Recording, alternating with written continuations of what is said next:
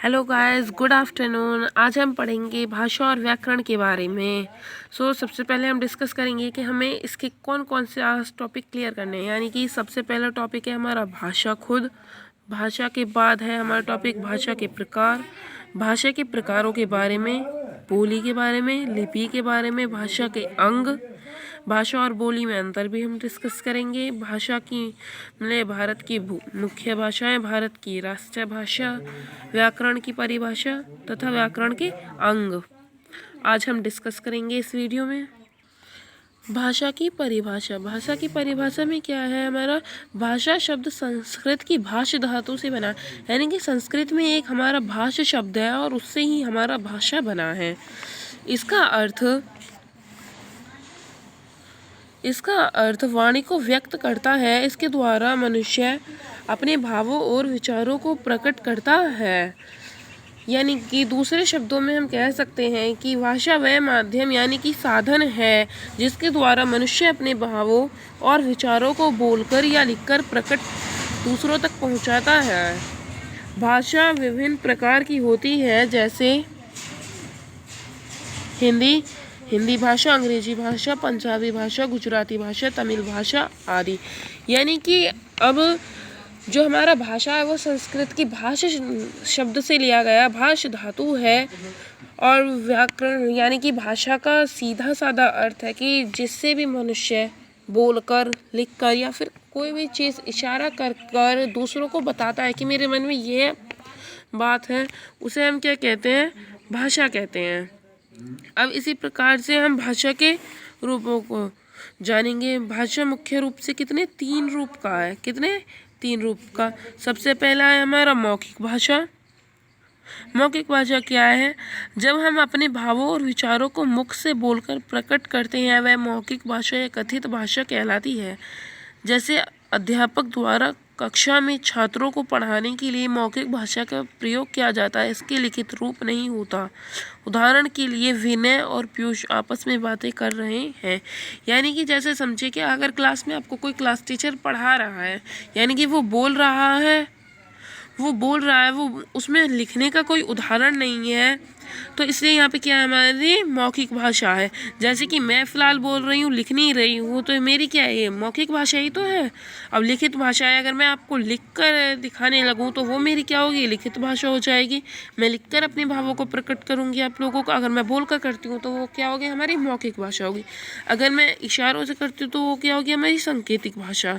हम अपने भावों को संकेतों द्वारा प्रकट करते हैं तो वो क्या होगी, हमारी सांकेतिक भाषा है। बोली किसे कहते हैं, एक सीमित क्षेत्र में भाषा को बोली कहते हैं।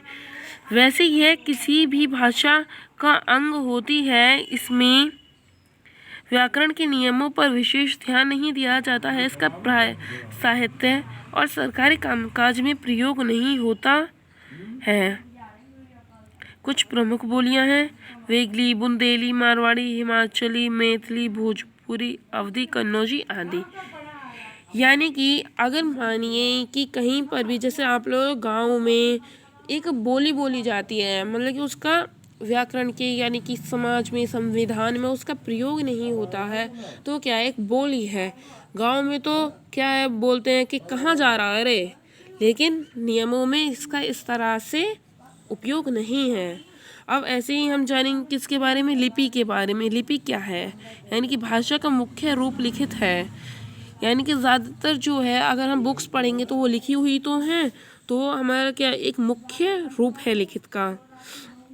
अतः इसको लिखने के लिए कुछ ध्वनि चिन्ह निर्धारित किए गए हैं। इन्हीं ध्वनि चिन्हों के माध्यम से भाषा लिखी जाती है। इस लिखने के ढंग को लिपि कहा जाता है। इस प्रकार भाषा के लिखित रूप को लिपि कहते हैं, जैसे संस्कृत, हिंदी, मराठी, गुजराती और नेपाली आदि। भाषा को लिपि देवनागरी है। अंग्रेजी भाषा रोमन, पंजाबी भाषा गुरुमुखी और उर्दू भाषा फारसी लिपि में लिखी जाती है। नीचे कुछ प्रमुख भाषाओं की लिपि नाम दिए जा रहे हैं। यानी कि अब सबसे पहले हम जानेंगे कि आगे का ये लिपि है क्या चीज़।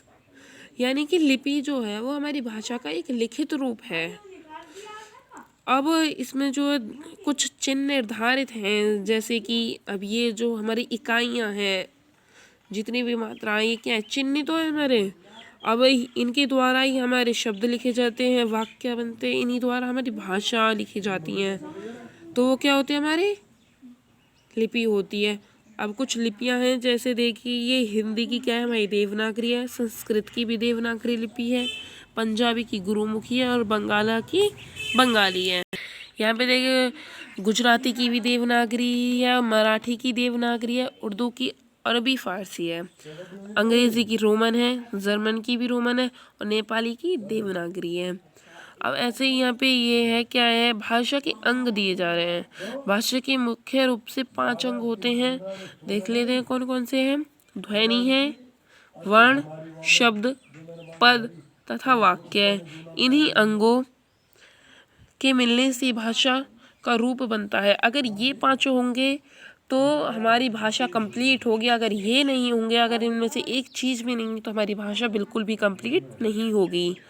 अब भाषा और बोली में हम अंतर समझ लेते हैं। भाषा और बोली बहुत अंतर है, यानी कि भाषा और बोली में बहुत अंतर है। भाषा का क्षेत्र विस्तृत होता है, परंतु बोली का क्षेत्र विस्तृत नहीं होता है। बोली किसी भी भाषा का अंग होती है, साहित्य की रचना करने के लिए प्रयोग किया जाता है, जबकि बोली का प्रयोग बोलचाल में होता है। बोली में साहित्य न बराबर होता है। भाषा में व्याकरण के नियमों का पालन किया जाता है, बोली में नहीं। बोली जब एक सर्वमान्य रूप प्राप्त कर लेती है, तब उसे भाषा का नाम दे दिया जाता है। यानी जैसे मैंने आपको पहले ही बताया था कि भाषा और बोली में बहुत अंतर है। भाषा साहित्य कामों में, सरकारी कामकाजों में इसका उपयोग होता है, परंतु बोली का नहीं। बोली जब अपना एक सर्वमान्य रूप धारण करती है, तो उसे हम क्या, एक अलग नाम, भाषा का नाम देते हैं। अब यहीं पे ऐसे हमारे देश की राष्ट्रीय भाषा हिंदी को चुना गया है। इसे 14 सितंबर 1948 को राजभाषा के रूप में स्वादिष्ट किया गया। इस प्रकार यह सरकारी कामकाज की भाषा बन गई, यानी कि हिंदी सरकारी कामकाजों में उपयोग की जाती है। उत्तर प्रदेश, उत्तराखंड, मध्य प्रदेश, हरियाणा, हिमाचल प्रदेश, राजस्थान, दिल्ली आदि प्रांतों की राजभाषा भी हिंदी है।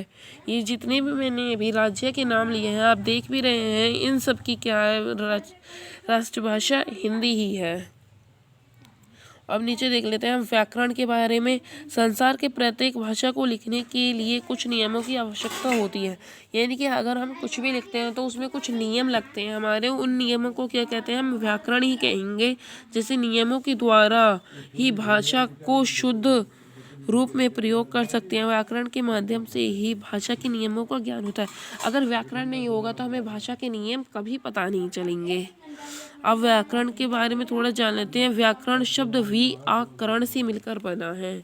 व्याकरण जो बना है, कौन कौन से शब्द से मिलकर बना है, हमारा व्याकरण से मिलकर बना है।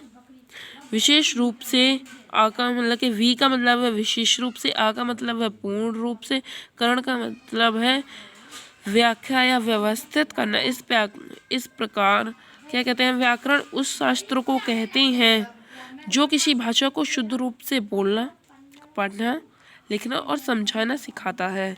व्याकरण से ही भाषा की शुद्धता होती है। इसी से भाषा के अनुशासन को भाव जन्म लेता है।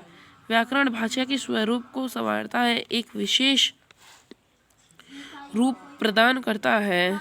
भाषा का व्याकरण अलग अलग होता है। व्याकरण के अंग या विभाग, यानी सबसे पहले हम व्याकरण के बारे में बात करते हैं। व्याकरण भी 3 शब्दों से मिलकर बना है।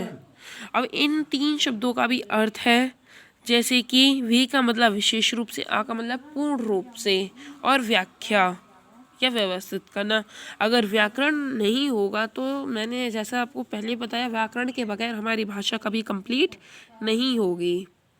इस प्रकार से व्याकरण ही हमारी भाषा की रूप को संवारता है। अब ऐसे ही हमारे व्याकरण के अंग बनाए गए हैं। ये व्याकरण को सीखने के लिए कितने 3 प्रकार के अंग हैं। जैसे ये देखिए, वर्ण विचार है, शब्द विचार है और वाक्य विचार।